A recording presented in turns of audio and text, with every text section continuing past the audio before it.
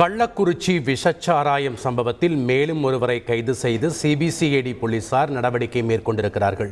கூடுதல் விவரங்களோடு இணைகிறார் செய்தியாளர் சாலமன். வணக்கம் சாலமன். கைது செய்யப்பட்ட இந்த சாகுல் ஹமீதுக்கும் இந்த சம்பவத்துக்கும் என்ன தொடர்பு? தற்போது அவரிடத்துல எங்க இடத்துல வச்சு விசாரணை நடைபெற்று வருகிறது? உங்ககிட்ட இருக்கக்கூடிய கூடுதல் தகவல்கள் என்ன? கள்ளக்குறிச்சியில விஷசாராயம் குடித்து இதுவரை 51 நபர்கள் உயிரிழந்துள்ளனர்.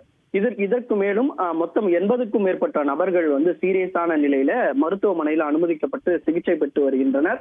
இந்த விவகாரம் பூதாகரமாக வெடித்துள்ள நிலையில இந்த வழக்கை சிபிசிஐடி போலீசார் தீவிரமாக கையாண்டு விசாரணை செய்து வருகின்றனர். அடுத்தடுத்து இந்த நபர்களை இந்த தொடர்புடைய நபர்களை சிபிசிஐடி போலீசார் கைது செய்யும் பணியில ஈடுபட்டு வருகிறார்கள். இதுவரையில் மொத்தம் 8 நபர்கள் இதுவரையும் சிபிசிஐடி போலீசார் இந்த வழக்கு தொடர்புடைய நபர்களை கைது செய்துள்ளனர். குறிப்பாக தற்போது மேலும் ஒருவரை இந்த சிபிசிஐடி போலீசார் கைது செய்தனர். அதாவது சாகுல் ஹமீது என்ற நபரை சிபிசிஐடி போலீசார் கைது செய்துள்ளனர். இவரிடம் நடத்தப்பட்ட விசாரணையில இவர் தரகராக செயல்பட்டு இருப்பது போலீசாரின் விசாரணையில தெரிய வந்துள்ளது.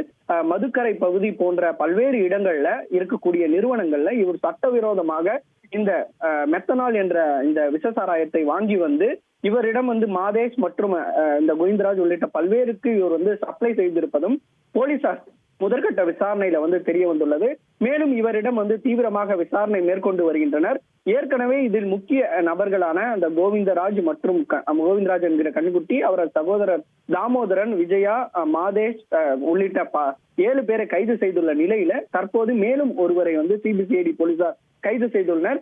இது ஒருபுறம் இருக்க, கள்ளக்குறிச்சியில் விஷசாராயம் அருந்திய மேலும் ஒருவர் சென்னை ராயப்பேட்டை அரசு மருத்துவமனையில் அனுமதிக்கப்பட்டுள்ள சம்பவம் அதிர்ச்சி ஏற்படுத்தியுள்ளது.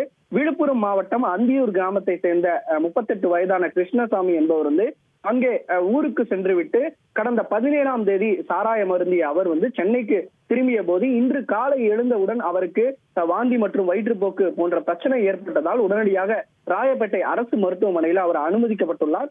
இது தொடர்பாக அவருக்கு தீவிர சிகிச்சை பிரிவில் அனுமதிக்கப்பட்டு அவருக்கு சிகிச்சை வழங்கப்பட்டு வரும் நிலையில இந்த பலியின் எண்ணிக்கையானது தற்போது அதிகரித்துக் கொண்டே வருகிறது. மேலும் இந்த வழக்குல தொடர்புடைய நபர்களை தீவிரமாக கண்காணித்து அவர்களை கைது செய்யும் பணியிலையும் யார் எல்லாம் இந்த தொழில் நிறுவனங்கள்ல இருந்து மெத்தனால் போன்ற இந்த விஷசாராயத்தை வாங்கியுள்ளனர் என்பது தொடர்பாக கண்காணித்து அவர்கள் மீதும் நடவடிக்கை எடுக்கக்கூடிய பணியில சிபிசிஐடி போலீசார் தீவிரமாக ஈடுபட்டு வருகின்றனர். நன்றி சாலமன், உங்களுடைய தகவல்களுக்கு. செய்திகளை உடனுக்குடன் தெரிந்து கொள்ள உடனே சப்ஸ்கிரைப் பண்ணுங்க.